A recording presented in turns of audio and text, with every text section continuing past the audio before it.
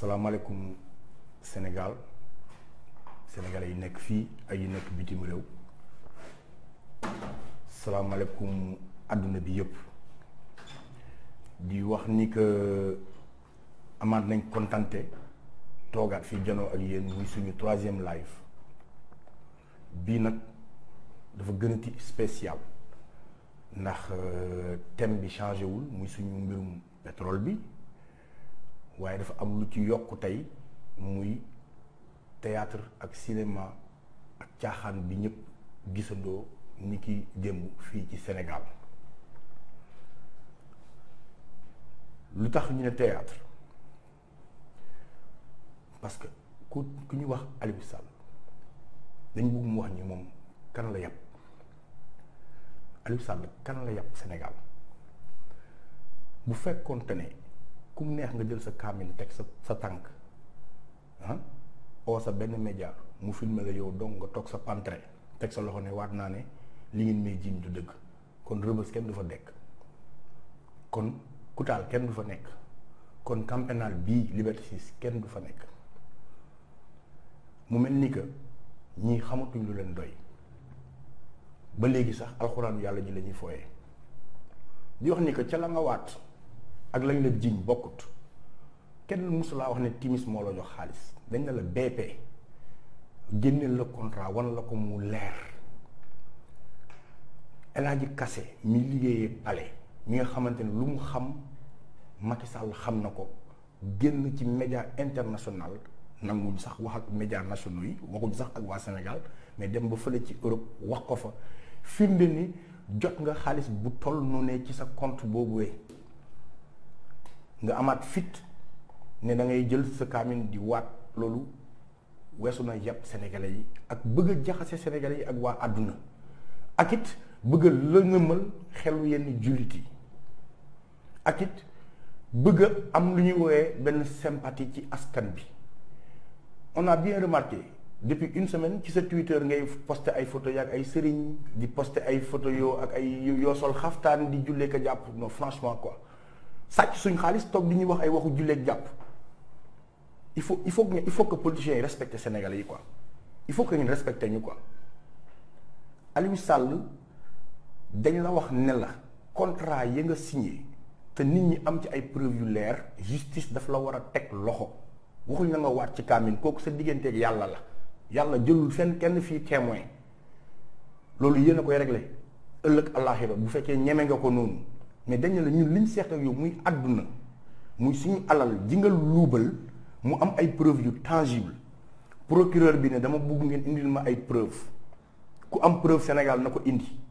El Hadji Kassé toog télé ñëpp di ko setal mu ne am naa ay preuve d'après les informations dont je dispose.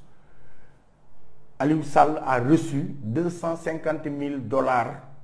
bu ñu ko versé ci compte bancaire bu nekk Agrotrans pour mu def consultation ci mbirum agriculture xanaa pétroculture la il faut respecter les Sénégalais donc monsieur le procureur am nga lu ëpp ay preuves parce que opposition bi yóbbul nañ la ay preuves des citoyens lambda yóbbul nañ la ay preuves am nga documentaire bu koy mettre à l'appui bu koy bëral bu koy wéral rapport yi IGE rapport OFNAC rapport ku munti doon bu koy wéral ban preuve ngeen soxlaati pour jàpp Aliou Sall ban preuve ngeen soxlaati sa démission intéressé wul Sénégalais yi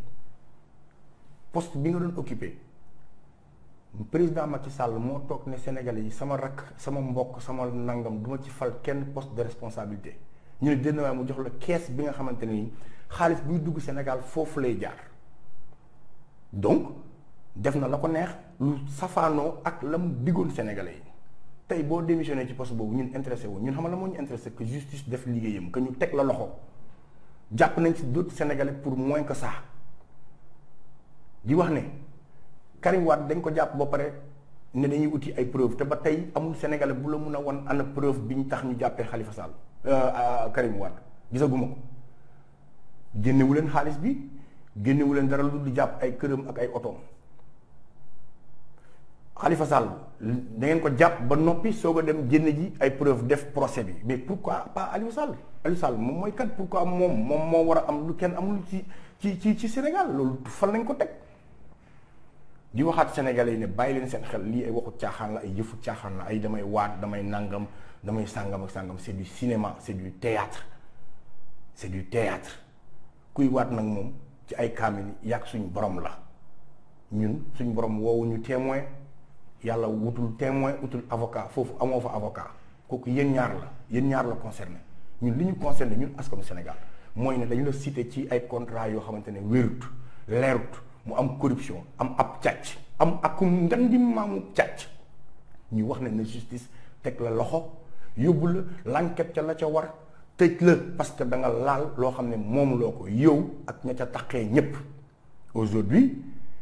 Macky Sall dàq Alaaji Kassé preuve la ci ne Alaaji Kassé la mu wax am na li tax nga démissionné ay yëfu caaxaan la di wax sénégalais yi aar li ñu bokk day fas yéene wéyal xeexam parce que ñun laajuñ sa démission laajuñ nga waat ci ay kaamil dañ la wax nga indi contrat yi teg ko ci table ji sénégalais yi gis ko ñun déclassifier dossier bi askanu Sénégal xam lan ak lan a ca ne suñuy pétrole ñun ñoo ko moom loolu lañ bëgg waxtaanee wuñ sa ay démission ak sa ay société yoo moom ak sa ay action yoo am kooku intéressé wul Sénégalais yi li ñu intéressé ñun mooy li ñu bokk nga bëgg ko jël yow kese ne ko du ngaañ loolu lañu ne la nga rendre ci compte Sénégalais yi bu waree loolu ñu ne ñun waa aar li ñu bokk xalaatu ñoo bàyyi tey xalaatu ñoo bàyyi suba ñi ki ajjuma bii lañ daan def ajjuma yii weesu moom lañ fas yéene defaat di ko def ba keroog justice di la teg loxo yow Aliou Sall boo sonnul duñ sonn bu la xanaa beneen yoon ci beneen livre ngay jël nga wàcc mais ñun dinañ génnaat ak encore insha allahu rabbi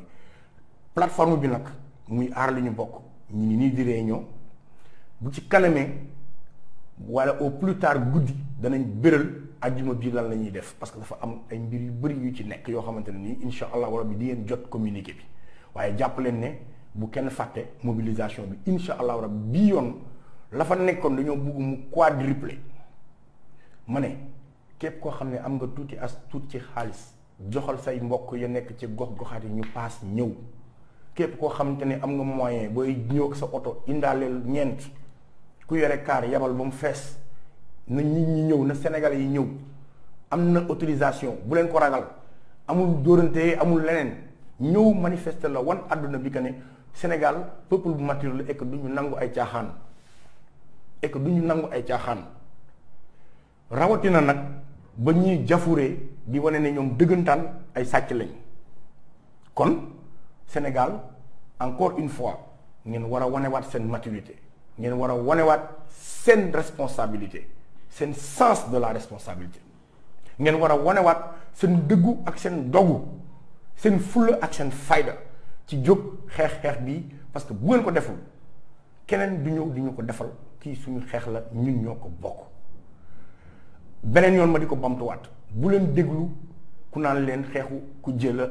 ak nguur non du xeexu kujje ak nguur newoon naa leen bële passé nguur bu ko neexee Macky Sall comme ni mu def laal na constitution bi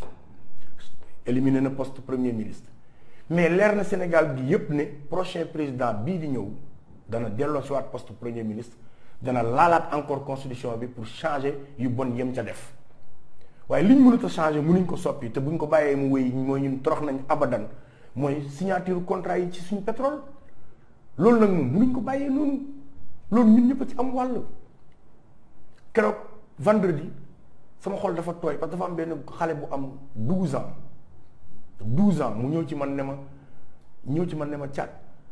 mun naa la nuyu ma ne ko amul ma ne ko nuyu ma noo tudd mu wax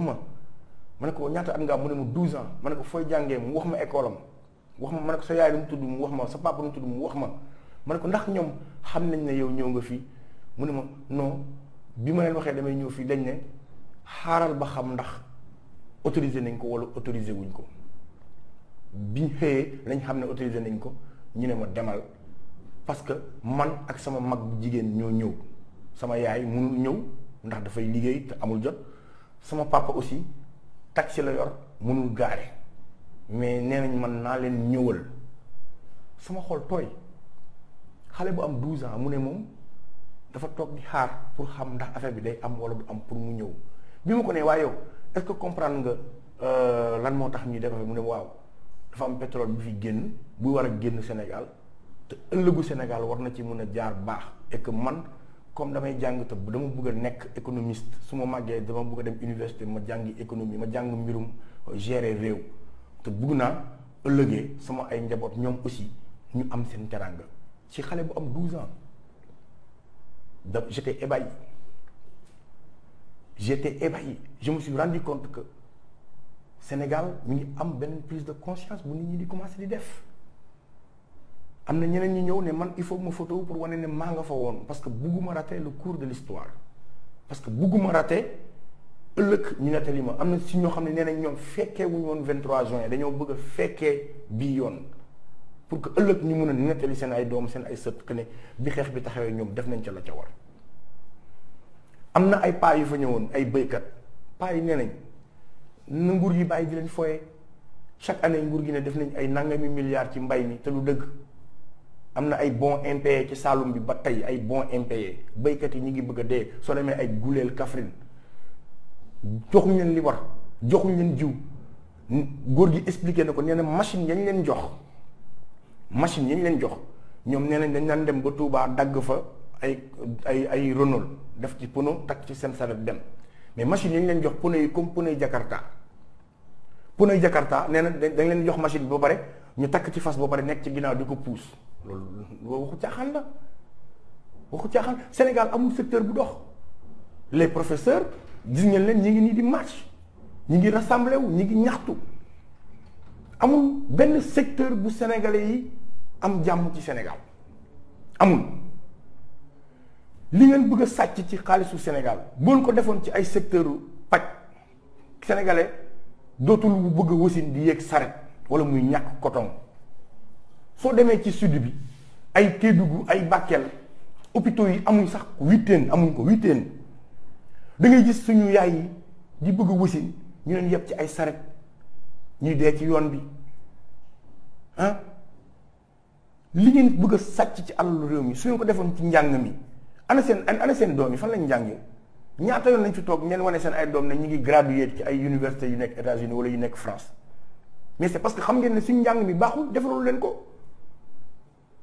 njàng mi man président boo xamante ne ay doom duñ jàngee ca réew moomee kon nga war a xam ne kooku njàngum réew mi ñoru ko président boo xam ne bu ko yoo màttee moom day dem ca tubaab yi faju ji nga xam ne moom wóoluwul suñu hôpital yi lu tax du fajoo suñu hôpital yi te bokkoon na ci say promesse réduire le train de vie de l'État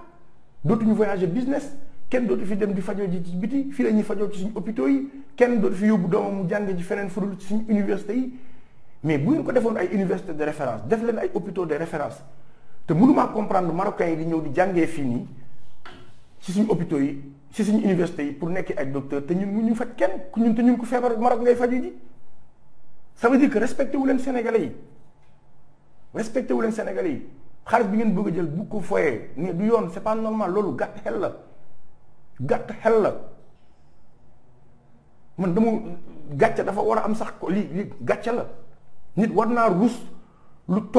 toll ne lu réew moom nga bëgg ko jël yow aki moo ko toog yow kese ne yaa koy moom dafa ñaaw.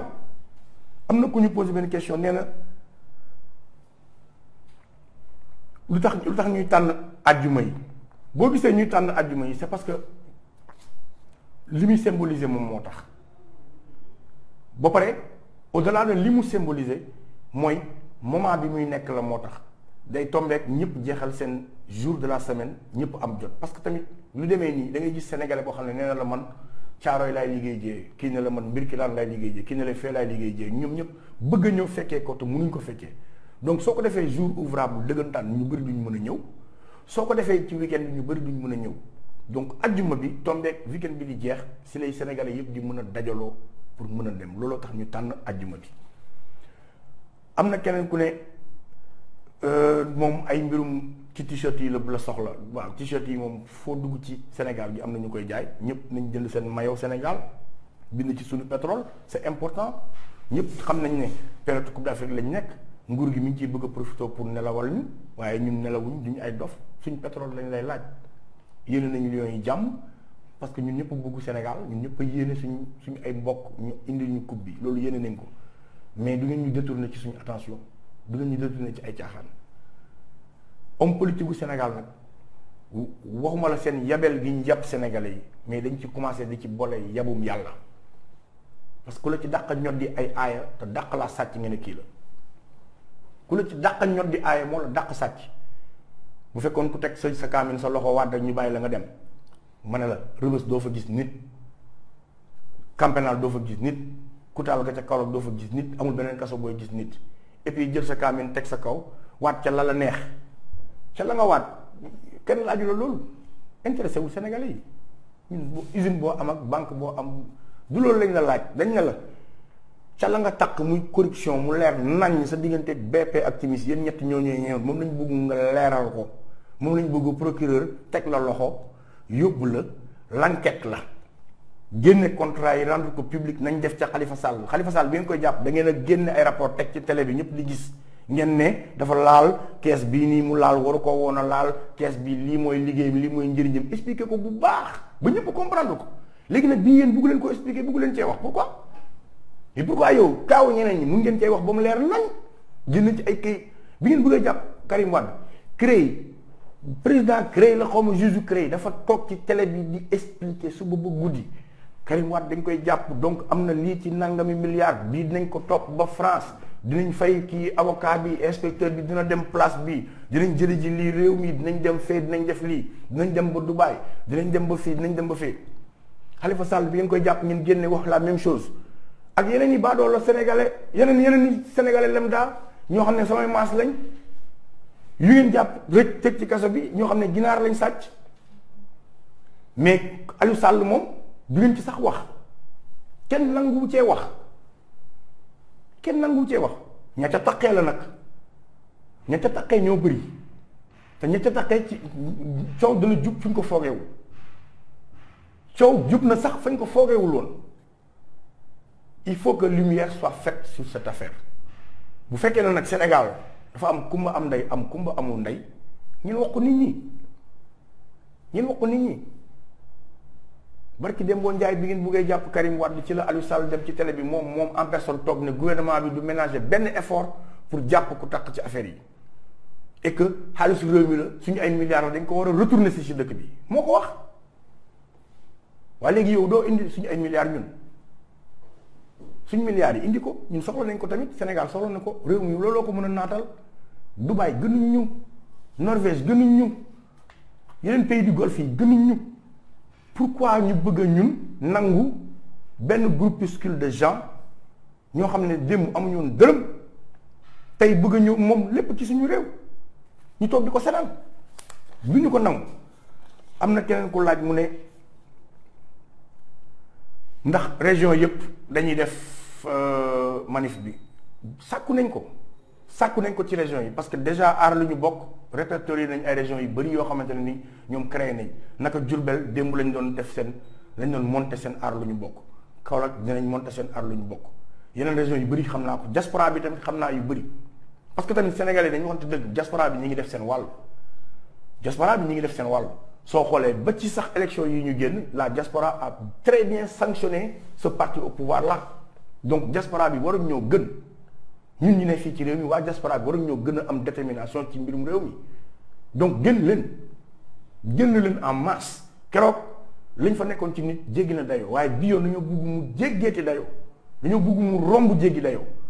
dañoo bugg ñii xam ne ñun caaxaanuñ dañoo bugg ñii xam ne Sénégal du caapa yaasin waaw Sénégal du foykaay ibbil Sénégal mu mel ne ndànd fay sa tubaab yi ñëw investir lu leen neex nga defal leen exonération de taxe ñenn ñi nga defal leen amnistie fiscale ñu nekk ca la leen neex bu heure bu mu leen soobee ñu tëj seen entreprise ne mëy dem seen yoon ndawul réew mi mënuñoo liggéey ci dara doomi Sénégal amuñu njëriñ mënu leen defal dara xam nga waaw kii am na question bu am solo bu mu laajte nee na doomam bu am 7 ans dafay laajte pourquoi ce combat alors ma fille yow mi am 7 ans ëllëg da ngay nekk mag ñu lay ñaanal nga am jëkkër ju baax ngeen am njaboot gu barkeel mais bés boo màggee ba am jëkkër ju baax am njaboot gu barkeel nga xëy gis ne réew mi am na pétrole bu bëri waaye réew Sénégal a ngi mel ne Congo ah ay xale yu am 7 ans yore ay kalachnikov di reyante ngay gis pétrole bi di ballee ci sam réew ñu ngay gën a dellu ginnaaw doo lekk doo naan doo faju doo jàng looloo waral xeex bi c'est pas contre la personne de Macky Sall ou de sa famille non il faut pas le comprendre comme ça xeex bi c'est pour le futur de ce pays lu ñu bokk la ñun ñëpp benn famille bu ko jël monopoliser ko pour ñun ñëpp ñu ñàkk loolu moom moo waral suñu xeex bii nii donc c'est important yow moom mu am 7 ans nga comprendre très tôt les enjeux ci sa réew boo màggee ngay fay ay taxes ngay éviter boo gisee sax mag muy sànni ci mbedd nga aaye ko ko soo gisee mag muy tardé nga aaye ko ko kuy saw ci mbedd nga aaye ko ko il faut que nga commencer yow ci sa bopp am le sens du civisme parce que c'est important pays yu bëri seen développement mi ngi jaar ci seen civisme seen comportement boo génnee Sénégal dem beneen réew da nga naan man fi ma jógee ay ndax ay nit a fa ne indiscipline notoire gi ci tali bi Macky Sall neen dafa tabax ay tali te amul ay signalisation amul ay feu amul dara Sénégal c'est le seul pays booy dem doo fa gis feu 4 feux rouges ñooy tàkk ci Sénégal gi yëpp 4 feux rouges ñooy tàkk fii Dakar est-ce que vous vous rendez compte 4 feux rouges ñooy tàkk Dakar alors que état bi neen day investir ay milliards ci sécurité routière ministère des transports xaw ma urbain la nga moom lan lay jëriñ moom ministère boobu moom lan lay jëriñ ba pare Aliou Sall tànn ca la ko neex mu démissionné ca mais yow Khalifa Sall da ngeen ko dàq ci mairie Dakar démissionné loo ko par force fal beneen maire pourquoi ngeen bëgg a bàyyi Aliou Sall ci bopp Guédiawaye da ngeen ne Khalifa Sall dafa taq laal na alal tëj nañ ko kaso mais balaa ñu ko tëj dañ koy jëlee ca bopp mairie ba léegi kii moom it dafa sàcc mu leer nañ ñu yori preuve yori firnde mu bëgg a toog ci biir maire Guédiawaye ak association des maires du Sénégal waa association des maires du Sénégal yéen ana ngeen ab sàcc moo leen di jiite waa Guédiawaye da ngeen nangu sàcc di leen jiite ñu ne Guédiawaye seen maire sàcc la non ma mënu ma gëm loolu man dinaa dëkk Guédiawaye ak Guédiawaye ni mu taree ni mu ñàkkee infrastructure ni mu ñàkkee kaaraange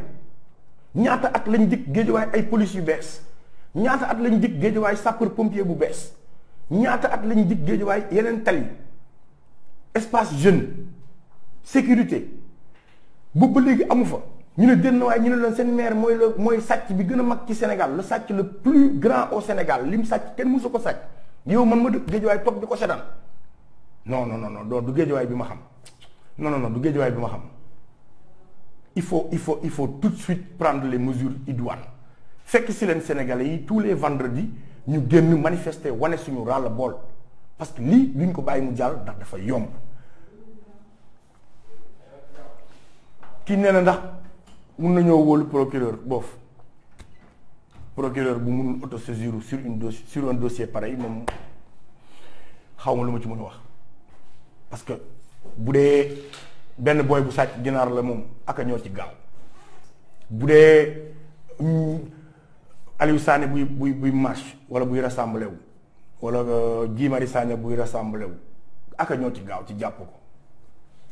waaye sàcc international yi ñoom musuñu leen xalaat musuñu leen xool il faut arrêter et que Sénégal du réewum caaxaan Sénégal du réewum bu ñuy fowee ñun dañ koy bañ et on le dit haut et fort jóg leen ñu takku xeex li ñu war a xeex waaw kii daf ne lan lañ bokk ak aar lu ñu bokk kuréel la boo xam ne mouvement yi ci Sénégal gi yu bëri yu fasantiku ñoo ci bokk ak yenn sax ci ay hommes politiques yi ci ñëw bokk dafa mel ni M23 ca jamonoom na mu àndee woon société civile ak yenn parti politique lëkkaloo pour xeex 3e candidature Abdoulaye Wade bi noonu la aar lu ñu bokkaat melaat amul coloration ci yére Y'en a marre kenn solu ci yére yi FRAPP kenn solu ci yére yi France dégage kenn solu ci yére yi nitu dëgg kenn solu ci yére yi leneen ñëpp drapeau national la ñu sol maillot national laaj suñu pétrole moo tax mu am solo te boo déggee tur bi ñu ne la aar lu ñu bokk li ñëpp bokk da nga koy aar li ñëpp bokk doon nangu ku koy nasaxal doon nangu ku koy pasar-pasare li ñëpp bokk doon nangu kenn ku ko caxat-caxatee doon nangu it kenn ku ko jël waabale ko moom dong jël ko jëriñoo ko ñun ñëpp ñu torox di fàttaliwaat rek ne sénégalais yi bu leen déglu kenn ku leen di nax naan leen ay dafa jël téere alxuraan waat ci dafa nangam sàngam waatul tus ca la mu waat ak ca lañ ko accusé bokkut lañ ko wax ak la mu waat bokkut waxul dëgg man bu ma neexee ngeen jiñ ma ne damaa jël ma toog ne waat ne barki nangam ak nangam musuma jël bee waaw lañ la wax waxuñ la loolu waxu caaxaan la waaw kii nee na am na ay obstacle yu bëri obstacle yi weesu na ñoo bëri ndax am na sax ay yeneen nit yoo xamante ne ñi ngi jéem a fexe lu ne di indi ay lëj-lëj ci biir aar la ñu bokk di xëcc ñenn ñi di leen wax yenn yi mais yooyu yëpp tàmm nañ ko je pense que le Sénégal est un pays a un peuple très mature et que kenn dootu leen foye yooyu yëpp tàmm nañ ko dinañ ci góorgóorlu lu ñu ci mën fas ci suñu jëmb lu ñu ci mën mais jàppale ne du sama combat du combat wu aar lu ñu bokk combat wu askan bi la dafa fekk ne rek foofu mu am ñoo xam ne ñoom ñooy taxaw ci kanam jiitu ñeneen ñi ñëw dafa fekk ne it dafa am ñoo xamante ne dañoo sasoo yenn yi ñu ci mel ne ñi ma xam sasoo vraiment mbir mu réew mi rek di ci nekk sur les questions essentielles donc bu leen ci am lu ngeen ciy ragal wala lu ngeen ciy daw ñëw leen encore vendredi bii nii bu guddee incha allah di ngeen jot le comment dirais-je ni ma ko mën a waxee papier bii wane lan lañ war a def ajjuma bii nii parce que bu leen fàtte ne ajjuma bii mooy doon troisième ajjuma donc troisième ajjuma bi dafa am solo pour cette pression il faut qu'on la maintienne cette pression te dañ ko paree maintenir pour ba keroog ñuy am gain de cause démission Aliou Sall intéressé wuñu yoon teg ko loxo loolu lañ soxla leneen lu yoon def lu dul teg loxo Aliou Sall intéressé wul Sénégalais yi waaw kii nee na dafa xalaat ne nit ñi nee nañ c'est un combat politique man de gisuma ci politique suñ pétrole bu dee c'est ça un combat politique kon man comprendre tuma lan mooy politique waxuñu ne Macky Sall génn palais waxuñu ne na diw def lii waxuñu ne fal leen diw wala votel lañ nàngam wala sàngam non dañu ne Sénégal yàlla da ko baaxee xéwal bu ñuy woowee pétrole mu ball ci suñu suuf si ñu seet ko saytu ko ba gis ko ci suñu géej gi ñu àpp ko ne fii ak ay ñetti at danañ ko génne def ko ci ay barigo ay mbànd fas yéene ko jaay mu am ku ñuy woowee Aliou Sall muy rakku Macky Sall mu takk ca rip moom ak benn sàcc bu international boo xam ne àdduna bi yépp reconnaître na kii sàcc la ba di ko wër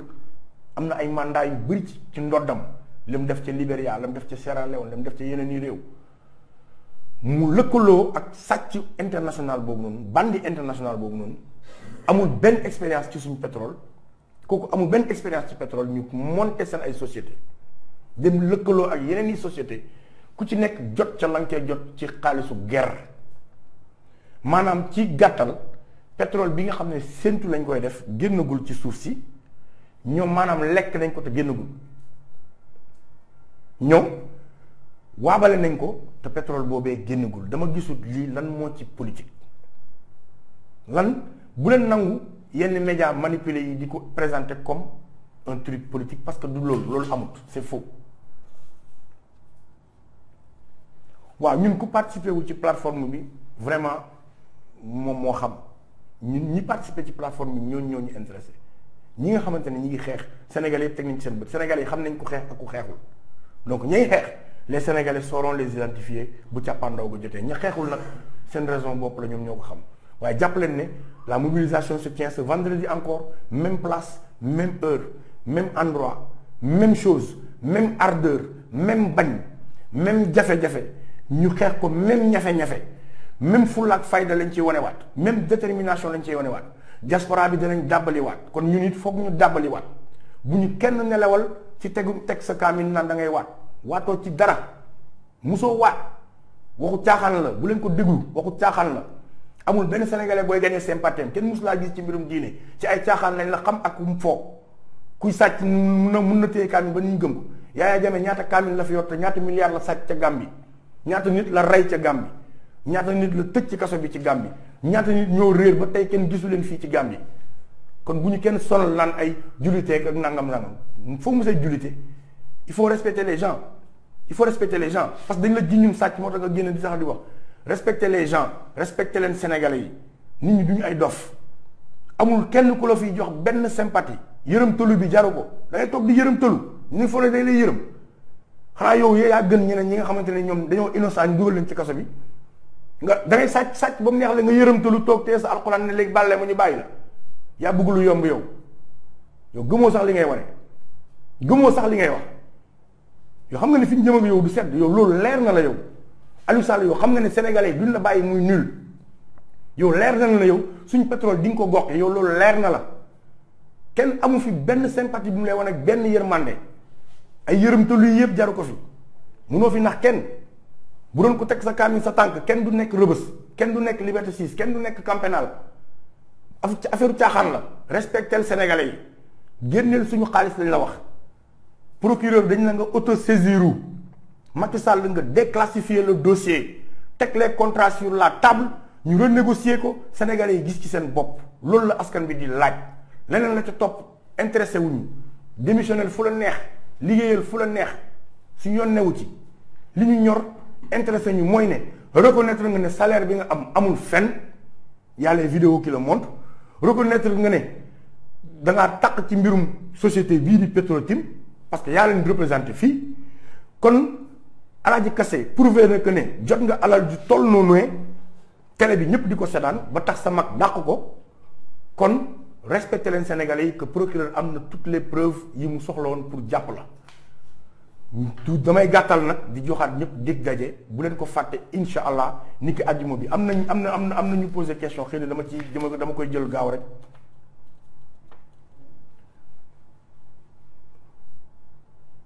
waaw mbirum plainte yi nga xam ne yóbbu nañ ko ci instance yi nga xam ne ñoom ñooy ñu mag ñi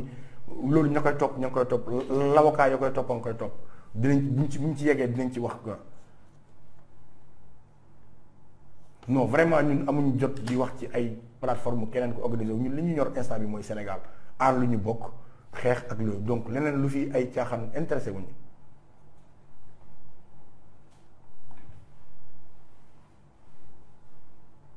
waaw on ne pense pas xam nga dañoo weesu jamono yi pensez-vous que la lumière sera faite dañoo toll ci jamono yi on va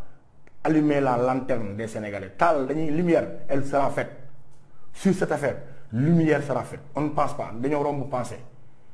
dañuy bugg mu concret lu leer ci lu leer lañ nekk mais loolu mënul possible tant que ñun ñëpp jàppuñ ci tant que ñun ñëpp nekkuñ ci mënul sotti bu ngeen ñu ko bàyyee ko ay Guy Marius bàyyee ko ay Karim bàyyee ko ay Fadel bàyyee ko ay Fou Malade ay Simon du sotti il faut que ñëpp génn tant que Sénégalais yi bokkuñ ci du sotti il faut que ku nekk gis ci sa bopp et ne voyez pas ay nit ñu taxaw loolu jàppale ne suñu alalu réew la ñuy pasare te ñun ñoo koy xeex te pour ñu xeex ko on se mobilise ñun ñëpp ñay plainte nañ ña nga xamante ne comité scientifique lañ def nañ ay plainte ay l'avocat bokk ca def nañ la ca war yóbbu nañ ko fañ ko war a yóbbu ñun ñi nga xamante ne nag mbedd mi ñoo ko moom liñ koy récupérer dinañ mobiliser wu na mu waree def lañ ca war waaw ci gàttal loolu moo waraloon waxtaan bi tey di wax ne ajjuma bu ko kenn uutu maillot national drapeau national ñu nangu ji suñu pétrole mobilisation bu amul fenn la newoon fee keroog ajjuma dafa jéggi dayoo te gis ngeen ne yenn presse yi dañ ñoo boycotté faale wuñu leen li leen wax mooy li am solo ba am importance trop mooy ne na sénégalais yépp génn ñëw leen ñu bokk ci xeex bi ñëw leen ñu taxawaay bi ñëw leen ñu wane bi ne ñun réew jom lañ réew fula lañ réew fayda lañ te kenn duñu fooye parce que nag dafa yomb sàcc suñu alal ba pare génn sa ay téere teg ne da ngay waat te waat ci waatum caaxaankat ñeme yàlla weesuwul loolu foye alxuraan weesuwul loolu yàpp sénégalais yi weesuwul loolu kuy foye alxuraan nag moom bàyyi nañ laaj suñu borom mu yàgg moom yéen ñaara ko seq waaye la nga seq ak ñun muy yabaate gi nga seq ak ñun jël suñu alal ba pare di yërëmtalu fii ku fi yërëmtalu faale wuñ la suñu alal lañ la wax nga génne ko sénégalais yi ñoo ko moom moomoo ko duñ la bàyyi ñuy nasax kon Sénégal incha allah dig daje ba àjjuma bii di ñëw wasalaam ci beneen waxtaan it et puis restons forts Sénégal jar na ko ñu continuer le combat wasalaam jaa ngeen jëf